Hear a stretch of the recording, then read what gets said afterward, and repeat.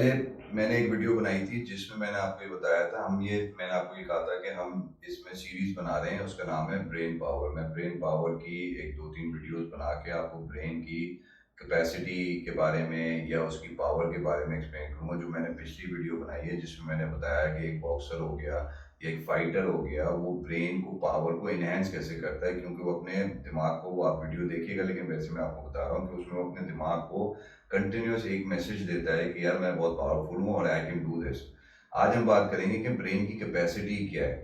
लेकिन मैं इसमें एक चीज़ ऐड कर दूं कि हम दुनिया में, हम लाइफ के अंदर कोई भी, अगर हम प्रोफेशनली या कोई भी हम किसी भी किस्म की कोई भी सोच बनाते हैं कि हमें ये काम करना है, तो हमें ब्रेन को अपने ये कन्विंस करना होता है कि यार ये मैं कर रहा हूँ और इससे मुझे चीज, जो भी मैं करने जा रहा हूँ वो होगा।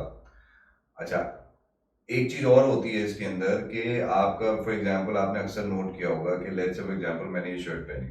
अब मैंने जब ये शर्ट पहनी तो यहाँ पर से ये शर्ट फटी हुई थी या यहाँ पर एक वाइट निशान था। मैंने क्या किया कि जब मैंने शीशे में देखा तो मैंने ऐसे करके मेरी नजर पड़ी तो यहाँ पर वाइट निशान था या ये फटी हुई थी। अब ये मेरे ब्रेन ने रजिस्टर कर लिया।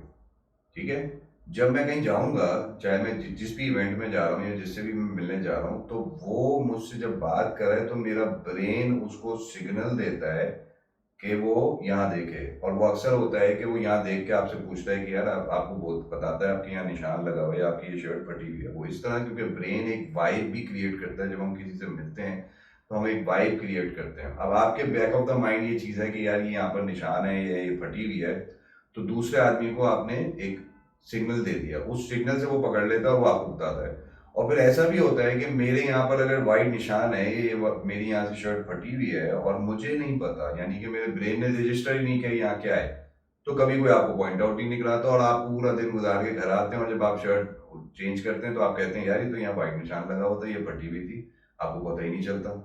तो ये मैं बताना चाह रहा हूँ, ये भी एक ब्रेन की एक एक फ्रीक्वेंसी होती है जो हम एक दूसरे को ट्रांसफर कर रहे होते हैं।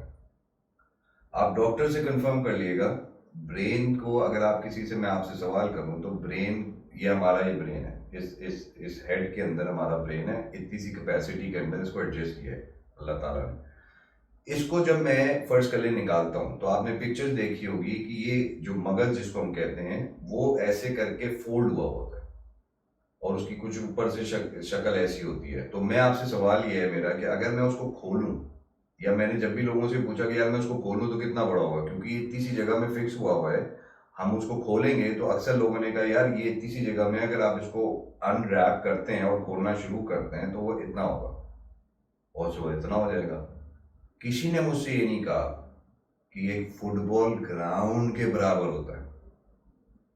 डॉक्टर्स इस बात को कंफर्म करते हैं कि जो ब्रेन इतनी सी 4-5 इंच, अब ज़ाहिर है मेरा हेड साइज जो भी है उस हेड साइज के अंदर वो ब्रेन रखा हुआ है, इसी तरह जिसका जो हेड साइज है उस हिसाब से है। लेकिन कहने का मकसद है अंदर ऑर्गन तो उसी साइज का है। ठीक है। जब उसको हम खोलते हैं तो ये फुटबॉल ग्राउंड के बराबर एक अनरैपिंग होती है और इतना बड़ा होता है। और उस फुटबॉल ग्राउंड के अंदर एक आदमी को आप खड़ा कर दें और ऊपर से आप उसको देखें, तो जब आप ऊपर से देखेंगे तो एक आदमी उस फुटबॉल ग्राउंड में खड़ा हुआ है। दैट मीन्स इतना आप ब्रेन यूज करते हैं। बाकी जो भी खाली जगह उसमें आपको नजर आ रही है ना, वो आपकी एम्प्टी स्पेस है, उसको आप यूज नहीं करते। आइंस्टाइन की अगर आप बात करेंगे तो उसी ग्राउंड को खोल, उसी ब्रेन को ग्राउंड के बराबर खोलने के बाद आप 7 लोगों को खड़ा कर दें तो वो आइंस्टाइन ने यूज किया था। बाकी जितनी खाली स्पेस है वो आप यूज नहीं करते।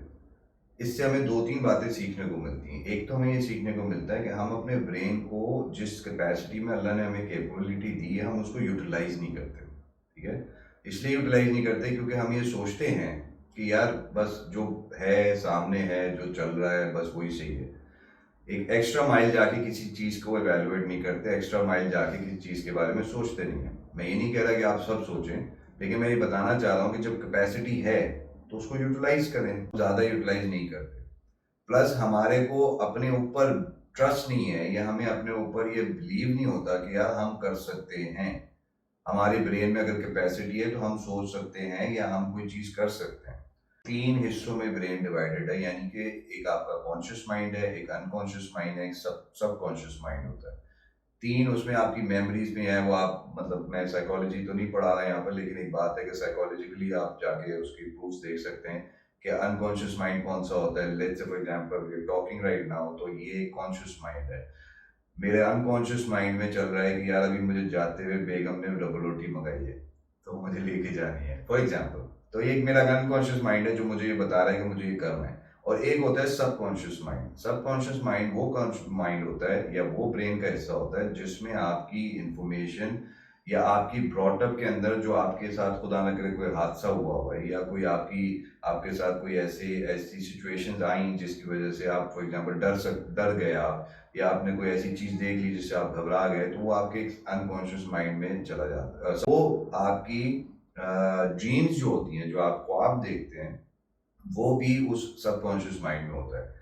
मे बी मैं ये सबकॉन्शियस अनकॉन्शियस आगे पीछे वर्ड कर रहा हूँ। The concept is very simple. एक ये है कि जो कॉन्शियस है हम, एक है हमारा अनकॉन्शियस माइंड, और एक है हमारा सबकॉन्शियस। ये 3 डिवाइडेड पार्ट्स हैं जिसके अंदर ब्रेन आपका डिवाइडेड है। हादसा हैं, योर फियर्स हैं, योर ऐसी चीजें जो आपके, तो वो क्या होता है कि जब आप बड़े हो रहे होते हैं तो वो आपके अंदर कहीं ना कहीं रिफ्लेक्शन उस चीज का आता है, तो आप कहते हैं कि यार ये कैसे आ गया इसके अंदर, वो कहीं ना कहीं बैठा हुआ होता है। तो वो पॉसिबल नहीं होता हर आदमी के लिए कि वो उसको रीच करे और उसको जाके bring it to conscious mind, और वो आपसे बता सके कि मैं जब 5 साल का था तो मेरे साथ क्या हुआ था, या मैं 5 साल का था तो मैंने ये चीज़ देखी थी, या मुझे ये चीज़ याद है।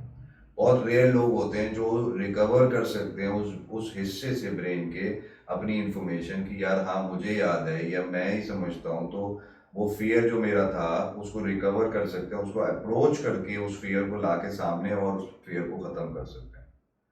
तो बहुत सारी चीजें हैं जो आपके ब्रेन को, अब आपने एनएलपी, आपको एक चीज पता होगी, न्यूरो लिंग्विस्टिक प्रोग्रामिंग, एक यूट्यूब पे एक अगर आप लिखें जाके न्यूरो लिंग्विस्टिक प्रोग्रामिंग, तो उसके अंदर वो सिखाते हैं कि ब्रेन एक फ्रीक्वेंसी फेंकता है जो एक दूसरे आदमी को फ्रीक्वेंसी मिलती है।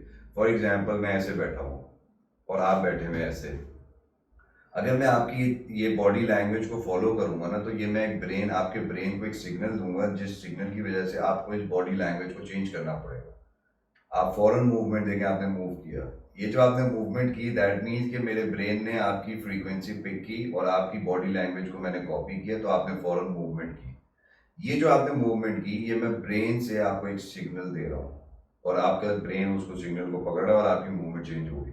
तो ये न्यूरो लिंग्विस्टिक प्रोग्रामिंग एक स्टडी है जिसमें आप अगर यूट्यूब पे देखें तो कुछ ऐसे लोग हैं जिन्होंने बहुत सारी ऐसी फ्रीक्वेंसीज के थ्रू बहुत कुछ लोगों से करवाया। लाइक एक बंदा है, उसने क्या किया कि वो एक रेस्टोरेंट में जाके बैठा और उस रेस्टोरेंट में सामने एक आदमी जो है ना अखबार पढ़ रहा था। वो बंदा गया, उसने exactly the way that the other guy was sitting, he sat on the chair and he picked up the newspaper just like the guy was looking at the newspaper. उसने सेम चीज फॉलो की जो वो कर रहा था। तो eventually क्या हुआ कि जैसे उसने सेम चीज फॉलो किया, अच्छा फिर उसने ये किया कि उसने जो कुछ उस बंदे ने ऑर्डर किया खाने पीने के लिए, उसने सेम चीज ऑर्डर की। इस तरह करते करते वो अपनी पोजीशन चेंज करता गया, ये भी अपनी पोजीशन चेंज करके करता गया। तो एक वक्त ऐसा आया कि उनकी फ्रीक्वेंसी ऐसी मैच हो गई, ब्लूटूथ कनेक्टिविटी समझ लें। उससे क्या हुआ कि उस आदमी ने जो उसके साथ कनेक्ट करने का कंट्रोल करना चाह रहा था, उसने ऐसे फील करा जैसे मुझे डिजीनेस हो रही है, मुझे नींद आ रही है, और उसने ऐसे हेड डाउन किया और वो सो गया। वो दूसरा आदमी भी सो गया। आप यूट्यूब करें, आपको ये चीजें मिलेंगी। तो मैं ये बताना चाह रहा हूँ कि फ्रीक्वेंसी जो है ना, ब्रेन एक फ्रीक्वेंसी फेंकता है जो दूसरा आदमी उसको कैच करता है, और वो फ्रीक्वेंसी के थ्रू कनेक्टिविटी होती है। हम जब फर्स्ट टाइम किसी से मिलते हैं तो हमारे को एक इम्प्रेशन मिलता है, उसका first impression, second impression, last impression. जो इम्प्रेशन है ना, ये बेसिकली फ्रीक्वेंसीज हैं जो आपका ब्रेन फेंक रहा है। मैं जब आपसे बात कर रहा हूँ तो आपको मेरी तरबियत नजर आएगी, मेरी ब्रॉटअप नजर आ रहा है, मेरे सोच नजर आ रही है, मेरी पर्सनैलिटी के ट्रेड्स नजर आ रहे हैं, जिससे आपका ब्रेन एक कनेक्टिविटी मेरे साथ बिल्ड कर रहा है, और फिर उसके बिल्ड करने में आप बोलते हैं यार ये बंदा बड़ा अच्छा है।